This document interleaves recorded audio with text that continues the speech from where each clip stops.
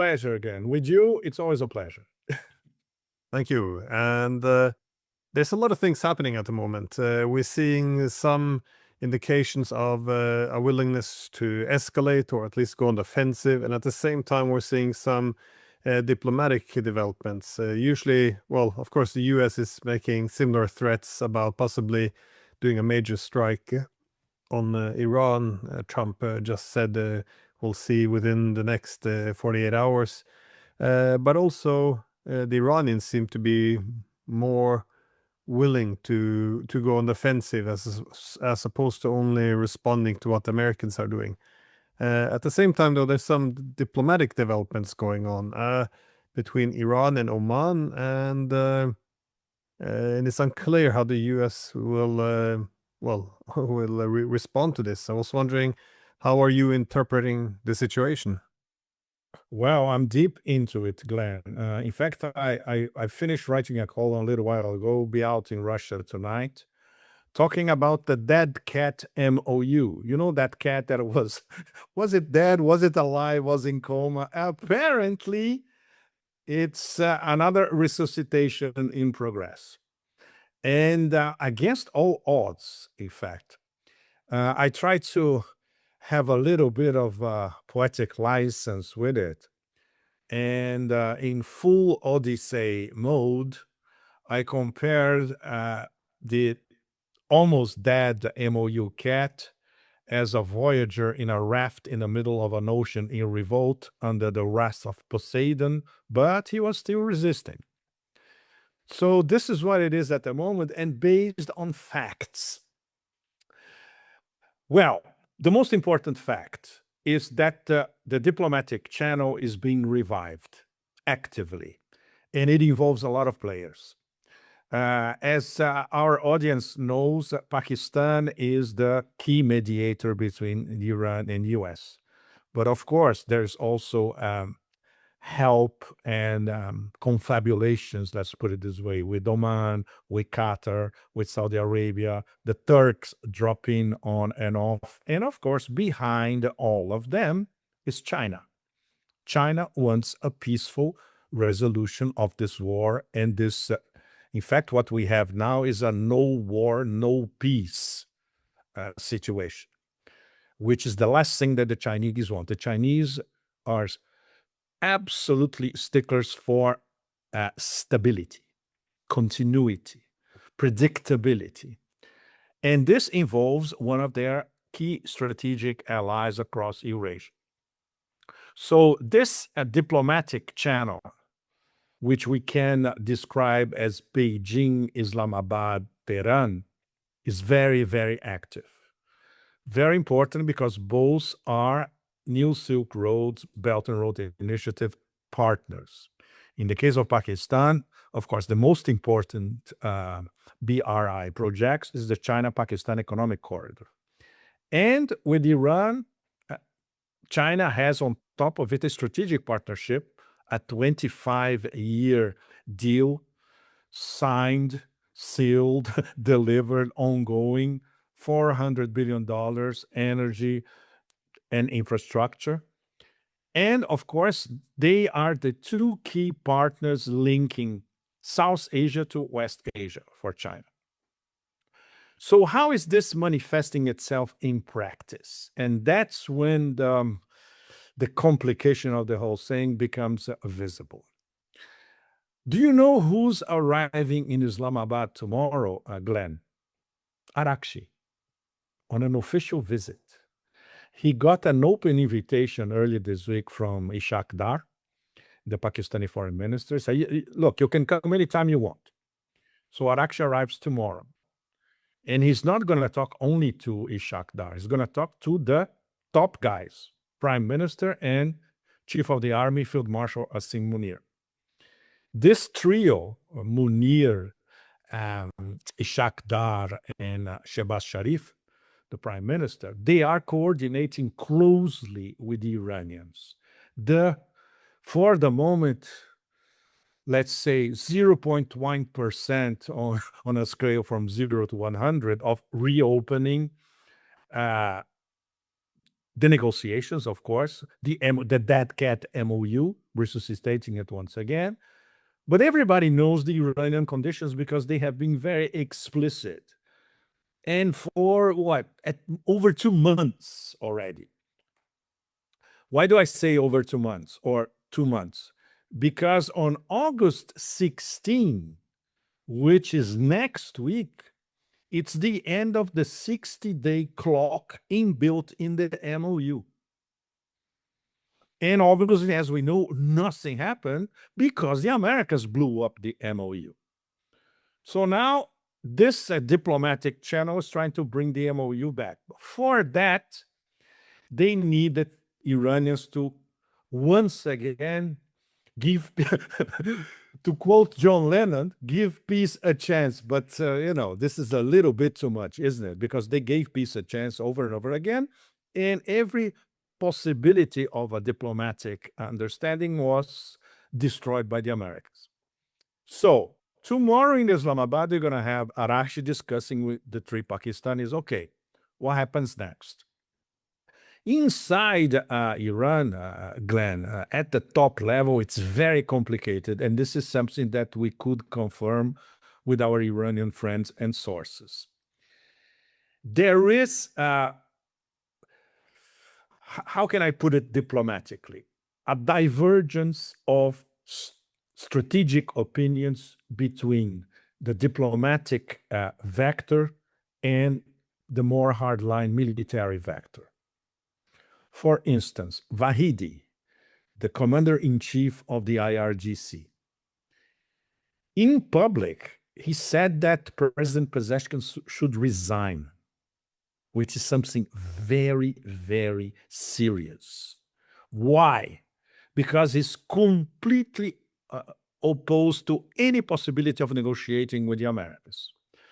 So this means essentially Pezeshkian as the president and Arakshi as Minister of Foreign Affairs. And of course, the majority of the RGC generals, they are against any negotiations with the Americans because basically they're saying, look, we proved our point. They are non-negotiable. Sergei Lavrov, once again, the United States is non-agreement capable and non-negotiation capable, as we have seen, all of us have seen it. But then there's the element of Supreme Leader Mojtaba Khamenei. Because his position is, he's the invisible leader, as everybody knows. But of course, all these major decisions, they go to the top, and he is the ultimate decider. So the fact that he gave, let's say, a chance to the diplomatic channel to go on and to have discussions about the MOU, even though he was opposed to the MOU from the start. So the whole situation proved his point. He was correct from the start. He knew that this thing would never work with the Americans. But the thing is, at the same time, the Iranians cannot say no to diplomacy. And that's where Arakshi comes in. And Arakshi is the global face of Iranian diplomacy. He is now respected all over the world, not only in West Asia, across Eurasia, but all over the global south. So they will keep giving peace a chance. But the mood among the IRGC generals, including the commander-in-chief of the IRGC, Vahidi, the mood in the streets, as we saw during the funeral ceremonies related to the burial of Ayatollah Khamenei, all across Iran, from Tehran and Qom all the way to Mashhad and all the provinces. It's impossible to have an understanding with the Americans.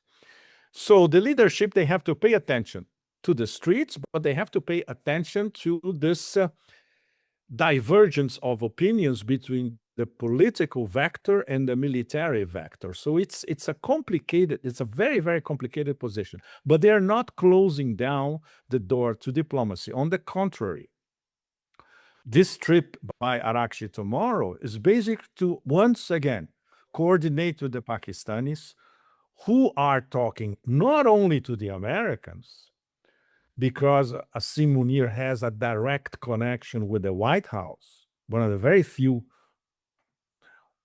how can we describe him? He's not a political leader. He is the most important military authority in Pakistan. He is the top man in charge. There's no other way to put it, right? And he has Trump on speed dial. Very few people have that.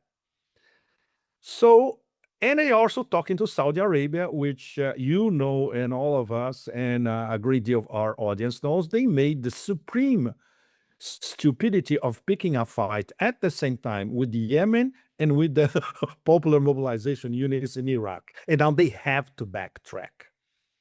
And according to what our Pakistani mediator sources, they told Larry Johnson and myself, and we asked over and over again, so what is your position vis-a-vis Saudi Arabia? They said, look, our political leadership basically told them, stand down. This means Islamabad told Riyadh, we are not going to pick your fights, and we're not going to be involved if you pick a big fight again with Yemen and now with Iraq as well.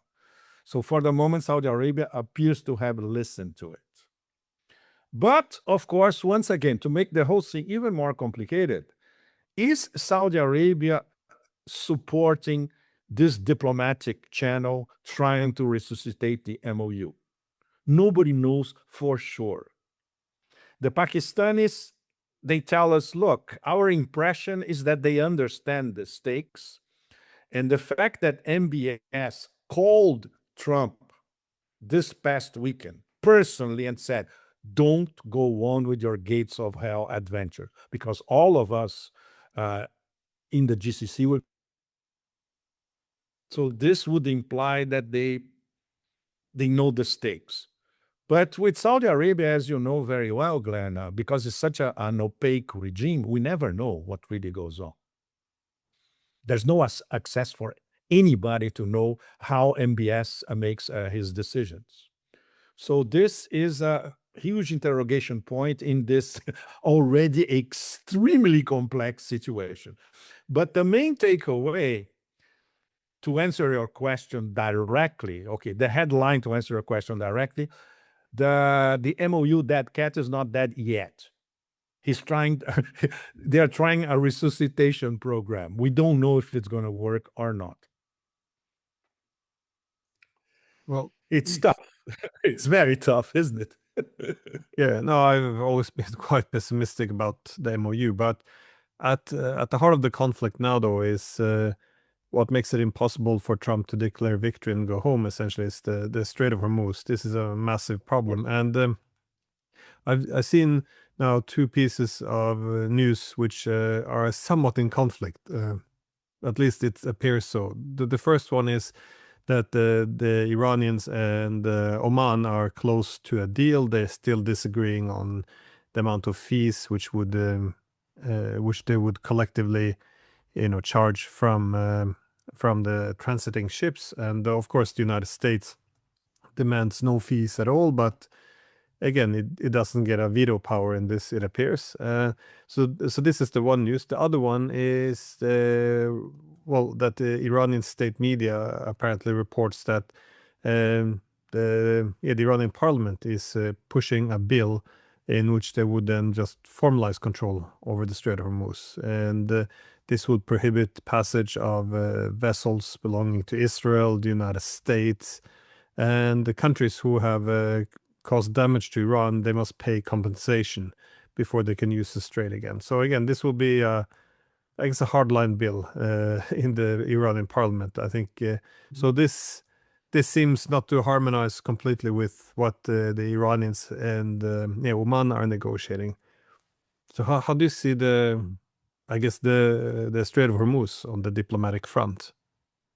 Of course, this is the absolute key issue even before February 28th, because no one should ever forget that this war has nothing to do with the Iranian nuclear dossier. This is an oil war. This is an oil choke point, checkpoint and choke point war.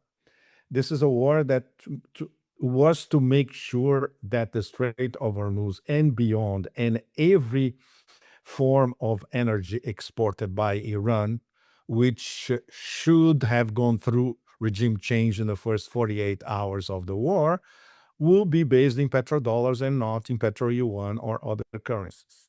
So all that went downhill in the course of the war. So now we are in a completely different situation where Iran is affirming its control of this absolutely key energy choke point, like forever. The whole thing has changed, and it's absolutely impossible, not only for Trump. Trump is a messenger for American elites to actually admit the extent of this strategic defeat. And that's the point that is being discussed by the Iranian parliament right now. We're going to solidify our control of the Strait of Hormuz in detail, which is something that they have been talking about from the beginning, after the first days of the war started on February 28th. What we have at the moment on the table, on the negotiating table, and that's the only thing being negotiated at the moment. Everything that we see being spun by American mainstream media essentially is nonsense. There is only one negotiation going on at the moment, and it's a technical channel. And we managed to confirm that with our Iranian friends.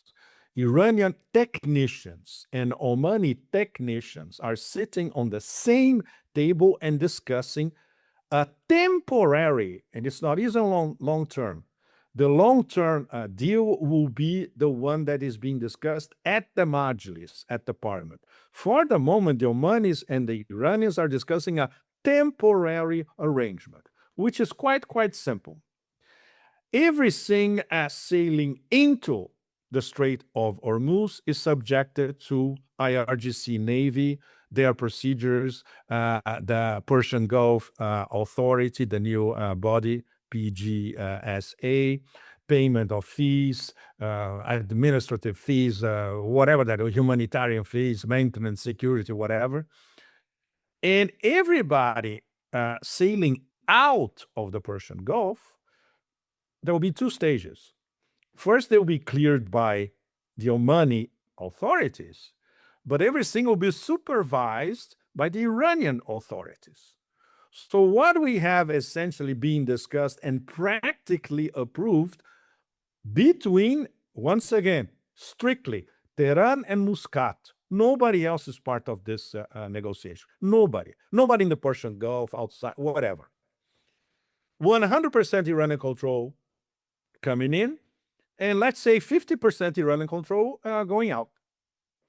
This is what's being discussed, and it could be announced in the next, let's say, next few days, quite possible. So there are two parallel tracks. One is the technical track, Iran-Oman, temporary, and the other one, this is the big deal, what the Majlis, the Iranian parliament, will institutionalize as the new deal, the new groove, whatever you want to discuss in terms of who navigates inside and outside of the Strait of Hormuz. So this is when this is approved by the parliament, the Trump administration is going to be beyond freaking out with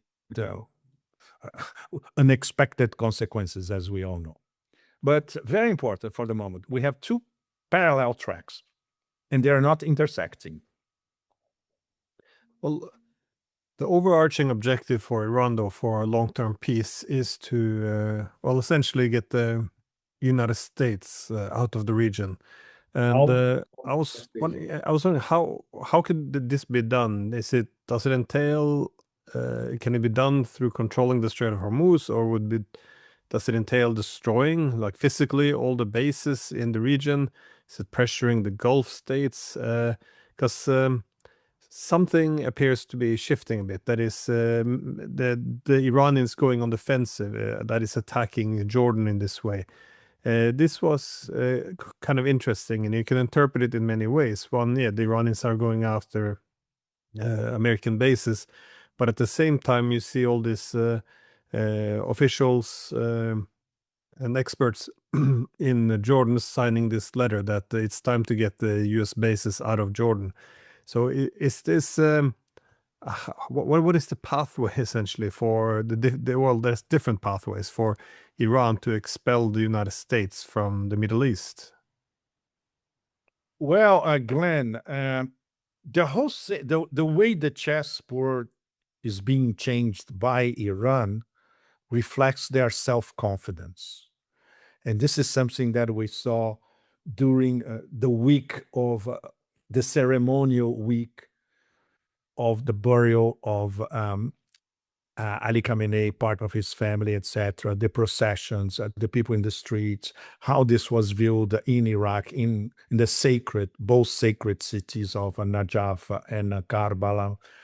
And of course, how the leadership, starting with leader Mojtaba Khamenei, and of course, the Supreme National Security Council, and then both vectors, the diplomatic vector, which is the one that everybody follows because Arakshi is on the headlines literally every hour, and the more complicated military IRGC vector. They feel confident that they have already inflicted a strategic defeat on the Americas. The extent of this strategic defeat is what they are trying to negotiate among themselves now. Like, how far should we push that? How far we're going to humiliate the Trump administration on a daily basis? And this has several vectors, once again. The most obvious for everyone following it is the progressive destruction of the US bases all across the Persian Gulf and beyond. Beyond means essentially Erbil in Iraqi Kurdistan and in Jordan.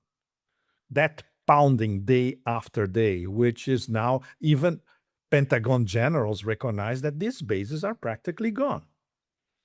So we have a concourse of circumstances which is immensely negative to the Trump administration.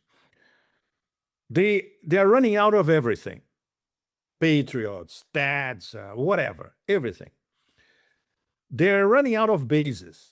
In fact, they had to transfer most of it to Israel, which is, from a Sun Tzu point of view, is brilliant because the Iranians managed to put the US inside the Israeli box.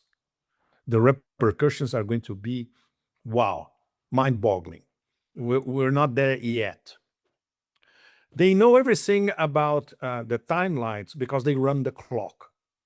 So this means that next week, mid-August, like everybody was predicting, JP Morgan, Goldman Sachs, everybody and his neighbor, it's the red line for the depletion of the American strategic petroleum reserves.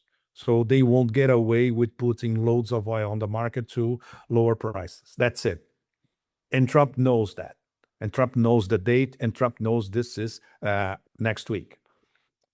And of course, they know that in terms of the diplomatic channel we were discussing in the beginning of our show, being reopened, it will have to be reopened according to what was signed by both presidents, and it's in the MOU.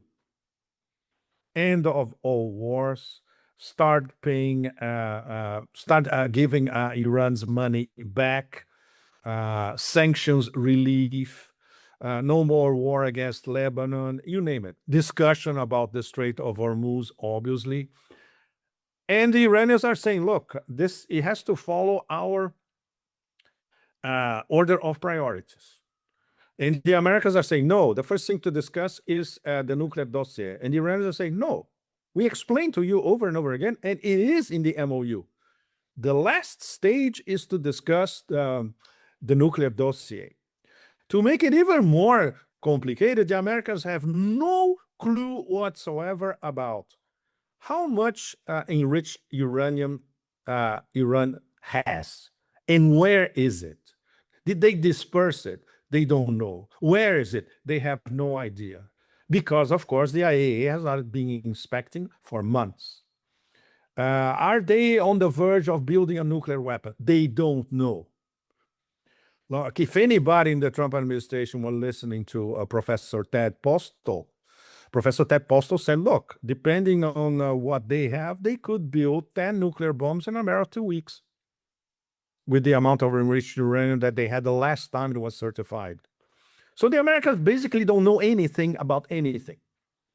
And on top of it, the depletion of everything concerning their strategic hegemony in the Persian Gulf and West Asia is evaporating.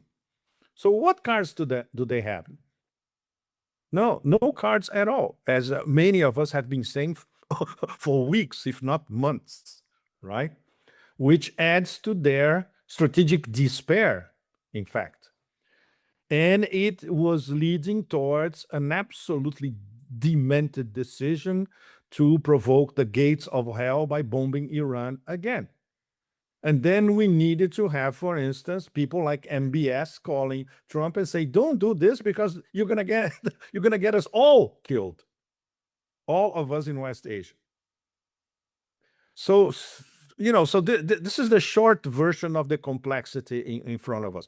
The Iranians, they look at all that and they say, "Wow, this is going according to our plan and maybe even better," because we're actually driving this American administration completely nuts because they are boxed in and there's no way out. And the only off ramp de facto for them is to fulfill their commitments that they signed officially at the 14-point MOU, which we all know Trump will never do. So once again, Glenn, even the way out and the off ramp is now off. So what's left? Well, it does get a bit more complicated too, because even if there's the deal on the Strait of Hormuz is reached and the Americans decide that they will fall in line, then still there's all these other components, as you said, everything from nuclear issue, but even the conflicts now, which have extended beyond Iran and the US. So the war in Lebanon, there's also quite possible that Iran will want some more concessions to include Yemen. That is Ansarallah, referred to as the Houthis in the West. They are supposed to be, they will look for a deal for them as well. The Iraqi militias, which are also somewhat aligned with Iran. I mean, all of these are issues which has to be resolved. I mean, does this have to be broken into many smaller deals then, or how? It just seems like this huge mess which has been made is it's very difficult to put this thing back together. Absolutely, Glenn. And but the most important point is all of that is inbuilt in the MOU. The beginning of the MOU says it, and that's the problem because the language is very ambiguous. End of all wars. End of all wars means all the wars of the US and Israel against the whole axis of resistance: Iran, Hezbollah, Ansarallah, and Hashd al-Shabi, people mobilization units in Iraq. The whole axis of resistance. And the axis of resistance now is working hyper coordinated. Hezbollah is a little bit outside. They're just waiting. If Israel tries something more radical, Hezbollah will enter the chat, re-enter the chat big time. But for the moment, after that bombing, which was US-Saudi joint bombing of the PMUs in Iraq, of Hashd al-Shabi, someone's going to have to, there will be blood. There will be a retribution. They didn't do anything because it was Arbaigin until a few days ago. And Yemen, they are self-sufficient actors. They don't need anybody to tell them anything because they have their own strategic game and they are very good at playing it. And they basically sent the message indirectly to Saudi Arabia. If you continue like this, we're going to destroy everything in your oil industry. And they have the means to do it with their ballistic missiles. So this is apart from the bigger picture. And there was something that it keeps coming back to me because it was the confirmation that I got from probably my best Yemeni friend, which is also a source in Sana. I asked him directly, why did you choose this particular moment 2 weeks ago to blockade Saudi Arabia? You could have done this before. After all, there is a memorandum of understanding between Sana and Riyadh signed in 2019, and the Saudis broke it. And there is an illegal blockade, an aerial blockade by Saudi Arabia against Yemen for over 11 years, over 11 years. And his answer was outstanding. In fact, look, our intelligence, Ansarallah intelligence, and also with Iranians, and we coordinated with the Iranians to see if they were reaching the same conclusion. We established that the Americans were ready to launch a massive war, not only against Iran, or restart the war against Iran, but it would be a massive offensive against the whole axis of resistance, ourselves, Ansarallah included. So we preempted that. We created an extra headache for them in terms of Saudi Arabia. Of course, we always thought that we should counteract the blockade, the siege by Saudi Arabia against a siege. And at the time when you were reading the official Ansarallah statement, it was written in the statement, it's a siege against a siege. So if Saudi Arabia blocks Yemen, especially ports, airports, also ports, same thing. And they didn't start with airports. They said, look, we're going to block all Saudi ports in the Red Sea. If I remember well, there are 4. But this could go, not sideways, but upwards. And then, okay, and then we're going to start bombing our oil installations. If you bomb our infrastructure, we're going to bomb your infrastructure as well. And of course, the whole Bab al-Mandeb question, it was and it is a selective blockade. Only Saudi petro tankers leaving the Red Sea. If you are a Saudi tanker and you are exporting oil to China, you're not blockaded by Yemen. You can go because there is a direct Beijing-Sana agreement. So that once again, it's one complication. It's a matryoshka of complications, as you know very, very well. And there is no easy solution for all of these problems at the same time. So basically what the Iranians are, their new upgrading of their decentralized mosaic strategy is that, okay, we deal with each of these complications on a case-by-case basis, and each of these problems on a case-by-case basis. So they are working on a solution for the Strait of Hormuz. They are working on a solution in terms of completely devastating all American air bases everywhere. They are not interfering with how the Yemen are dealing with Saudi Arabia, because theoretically, and this is something that, once again, we have to ask the Pakistani mediators all the time. Look, guys, you have a mutual defense pact with Saudi Arabia, but if Saudi Arabia starts an absolutely crazy adventure against a third country, are you going to get into it? And the Pakistanis said, no way. And we told the Saudis that. Don't drag us into one of your foolish wars. So this is a completely separate thing. And of course, Iraq and Saudi Arabia is a completely different problem, because the Iraqis are going to structure their response to the US-Saudi attack on their own.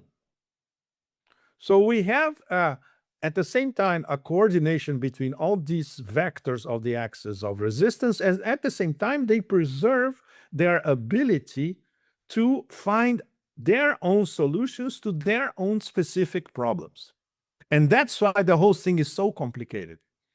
It's very far from monolithic, My last question is about Sure. another layer of Another complexity and layer, concern. of course. Well, that is, during all of this, Israel's been awfully quiet, and it has a lot to stand to lose from this U.S. defeat in Iran and this peace deals, or diplomatic solutions, which are now beginning to take shape. On the other hand, if the U.S. is successful somehow in knocking out Iran, this will be the head of the snake for the Israelis, which they've been lobbying for decades now to defeat the Iranians.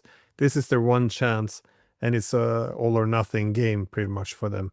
And again, they have been somewhat quiet in all of this, but I assume that probably won't be the case if a bad deal begins to materialize. So how, I guess my question, would be twofold. How is the role of Israel impacted from this? And also, what can Israel do now? Because, as I said, they have a lot to lose here. Well, the only thing they know how to do, Glenn, as you, our audience, and probably 98% of the planet knows, is to kill people. This is what they will continue to do. They will try to kill people. Kill people means killing members of the Iranian leadership, and try by all means to sabotage the possibility of the MOU being back on track. They will do everything to sabotage it. The problem is their interest now is against US interests. So then we'll be able to see everybody will be able to see very clearly if the Trump administration is thinking in terms of US national interests, or if they once again being controlled by Israeli wider interests and a wider Eretz Israel program. So this would be quite, I would say, enlightening for the whole planet to see live in front of all of us. But for the moment, they have to be awfully quiet because, first of all, they cannot interfere in the possibility that the Americans themselves are selling. They are selling throughout this week via Western mainstream media. A deal is now imminent. So obviously, the Israelis are waiting to see what kind of deal. Even though there is no deal, we all know. And the Iranians said, no, there's no deal because we're not discussing with the Americans. We are discussing with the Omanis about the Strait of Hormuz. But if we have even a temporary mechanism for the Strait of Hormuz, and then a few days later, we have the Iranian parliament finally approving what's going to be the final status of the Strait of Hormuz, then the American administration, of course, will go batshit crazy, and the Israelis might join in. But for what? Another war? Restarting the war? Another attack? The return of gates of hell? With what? They don't have it. They don't have what it takes. And now Israel is even more vulnerable than they were before. And the Iranians are looking at this status of Israel now as the American bases all being transferred to Israeli territory, and American bases boxed inside Israel. For Iran, this is a dream scenario. And they have the weapons to devastate all of that in a matter of days with the next generation ballistic missiles that they haven't even used yet. So it's in terms of all those everything that was spun in the first few days after the decapitation strike on February 28th, and all the targets that they had, the way the whole thing was turned completely upside down by facts on the ground, facts on the battlefield, and diplomatic facts as well. It's no wonder that they have to. Of course, they are incapable of self-reflection. Those people in power in Israel, but of course, a few IQs, and there are over there, are probably thinking, okay, how this whole thing went wrong this way, and is there anything we can do to go back to the situation before February 28th? No, that's impossible. because the emergence of Iran as a top regional power in West Asia and one of the top powers in Eurasia and one of the top powers in the global South now is irreversible.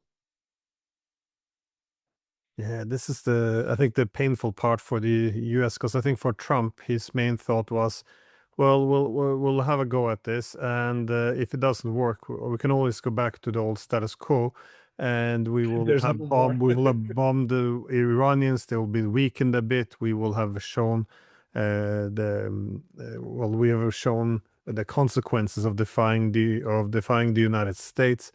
And everything essentially went the other way as Iran refuses to go back to the old status quo. And indeed, this makes it impossible for the US to do anything. I mean, I still remember last year when the United States decided that, yes, things were going well in Yemen, just say, okay, well, declare victory and go home. It's just the fact that this isn't a possibility. I mean, I guess, how do you see sorry, I'll do one more last question. The US domestic situation, that becomes another layer to this, because even if Trump and his administration realizes, this is as good as it gets, the longer we delay this, the harder the Iranian demands will be, and the worse off we will be. And of course, I think the Iranians are looking at the depleted weapons stockpiles of the United States and realizing that, their negotiation hand is strengthening every day. By the way, I saw Trump going on social media saying he would hunt down all these people who are leaking the fake news. But, if it's fake news, he's actually just going to hunt down anyone and put them in jail, if they're arguing that they have a shortage on missiles. So that's a very interesting, I'm not sure how that conforms with the freedom of speech in the United States. But anyways, I was just thinking, if the US is in a worse and worse position, yes, he wants to make a deal, but that will be, pragmatism. That will be the rational thing to do. However, they do have domestic politics in the United States. And, Trump, he keeps, saying that we're winning.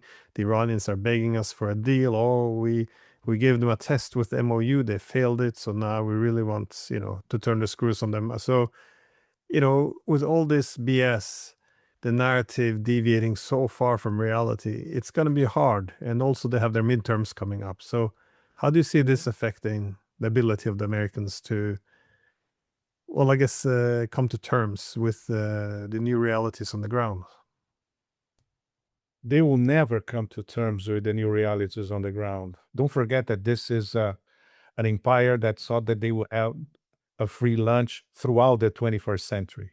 And now they are reduced to this position of being humiliated by a mid-sized power under sanctions of 47 years. And with their defense budget is, how much is it? 1/500th smaller than the United States, or something along these lines. Talk about a strategic defeat and a strategic humiliation. This is unheard of in modern history. And of course, when you have, I took the pleasure of uploading to my Telegram channel a very good piece in the New Yorker about Roy Cohn, the Jewish mafioso that taught all the tricks in the book to a young Donald Trump. It's an excerpt of a new book about Roy Cohn. And it's all there. And it's excellent to give anyone, what is the psychological profile of Donald Trump? All the lessons that he absorbed from Roy Cohn. Never concede defeat. Never concede that you made a mistake. If you make a mistake, blame others. Always pose as alpha man, macho man, the guy in charge. Never answer when somebody tries to contradict you. And play the media. Turn everything into a World Wrestling Federation spectacle. Twist the narrative. Control the narrative. Full time. Speak very, very loud. Speak louder than anybody else full time. using a very reduced vocabulary so anybody with a zero grade education can understand. It's no wonder that Trump's vocabulary is what, 60, 70 words, not more than that, essentially. So it's all there. So he learned everything from Rai Kwan. And as president of the United States, he is implementing that on a global scale. But the problem is that everybody in a global scale, in positions of power, diplomacy, military, geopolitical, geoeconomic, already knows how he thinks, how he reacts, and what disturbs him completely. And the Iranians are using that with, extreme sophistication. They are literally driving the president of the United States crazy. And all that because a fateful decision that he made in the first place. So that's why this is not a Greek tragedy, a traditional Greek tragedy. It is really a very trashy American pop remake of a Greek tragedy, But this is what we are living, Glenn, unfortunately. Yeah, I keep thinking the optimism they had at the beginning of this century, this was going to be the new American century. This was going to belong to America. They would, cement perpetual dominance essentially, and how, quickly that went off the rails. Anyways, Pepe, as always, thank you so much for your time and your analysis. An enormous pleasure, Glenn. Let's keep rocking. What else can we do?